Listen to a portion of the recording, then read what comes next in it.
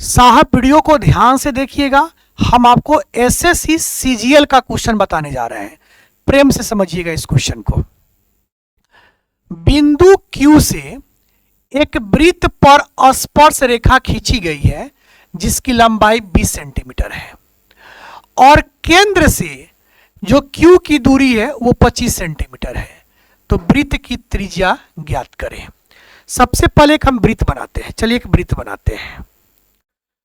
चलिए एक मैंने वृत्त बना लिया, ठीक है, मैंने एक वृत्त बना लिया।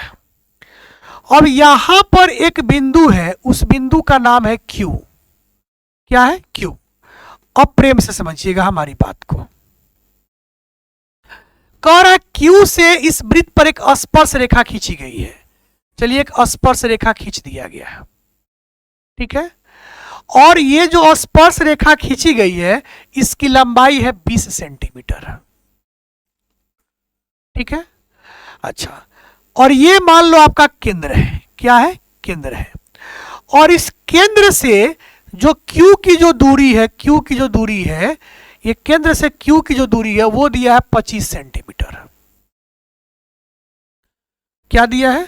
25 सेंटीमीटर। तो एक बात आप याद रखो, ये परिधि है, ये सब क्या है? परिधि है। परिधि से जो सेंटर की जो दूरी होती है केंद्र की, उसको त्रिज्या कहते हैं।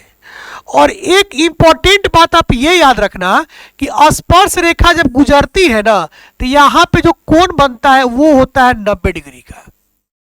कितने डिग्री का? 90 डिग्री का। अब एक बात स्पष्ट हो गया। क्या हो गया कि जब ये त्रिभुज जो ये बन रहा है, ये जो त्रिभुज बन रहा है, ये जो त्रिभुज बन रहा है, इस त्रिभुज का जो नाम होगा वो होगा समकोण त्रिभुज, क्योंकि एक एंगल इसका 90 डिग्री है, ठीक है।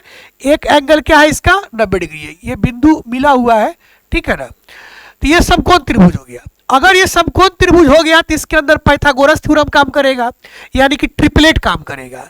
हम लोगों ने ट्रिपलेट पढ़ा है 3 4 5 पढ़ा है।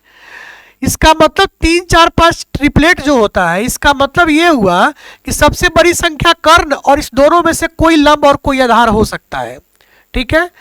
और लंब और आधार आपको पता है कब डिपेंड करता है? जब एंगल हमको दिया रहता है तब, ठीक है। अब देखिए, जब हम इसमें 5 से गुणा करते हैं तो ये 25 बन गया, यहां 5 से गुणा किए तो 20 बन गया, यहां 5 से गुणा किए 15 बन गया। इस सब में हम 5 से गुणा किए हैं। जब यह एक ट्रिपलेट है और इसमें हम 5 से गुणा किए हैं तो ये भी एक ट्रिपलेट ही होगा। ये भी क्या होगा? ट्रिपलेट होगा। तो 25 जो सबसे बड़ी भुजा है ये कर्ण कहलाएगी, कर्ण कहलाएगी। तो साधारण सी बात यहां पर यह है कि 90 डिग्री के सामने वाली भुजा को कर्ण कहते हैं। इसका मतलब यहां पर भी कर्ण 25 है और यहां भी कर्ण क्या है? 25 है। यानी ये हमारा जो सिस्टम चल रहा है ये सही चल रहा है, ठीक है। तो ये हमारा कर्ण हो गया 25 और यह एक एंगल, एक बेस, मतलब एक हमारा पास जो साइड है वो 20 हो गया और तीसरा साइड हमारे पास ये है, तीसरा साइड। तो एक बात बताओ, जब दो साइड हमको पता है कि एक साइड 20 है और एक साइड 25 है, दो को साइड पता है, तीसरा साइड क्या होगा? 15। तो जब यह दोनों पता है यानी यह क्या होगा? 15 होगा तीसरा साइड। और तीसरा साइड को त्रिज्या कहा गया है, यहाँ पे इस साइड को त्रिज्या कहा गया है और वो होगा कितना? 15 होगा। यानी त्रिज्या कितना होगा? 15। तो आपसे त्रिज्या ही तो पूछ रहा था, तो कितना हो जाएगा? 15 सेंटीमीटर हो जाएगा। बात समझ में आया कि नहीं आया? बहुत अच्छा क्वेश्चन है साहब। वीडियो अच्छा लगा होगा तो वीडियो को लाइक कीजिएगा, ज़्यादा से ज़्यादा शेयर कीजिएगा, सब्सक्राइब तो जरूर कर दीजिएगा। बहुत बहुत धन्यवाद।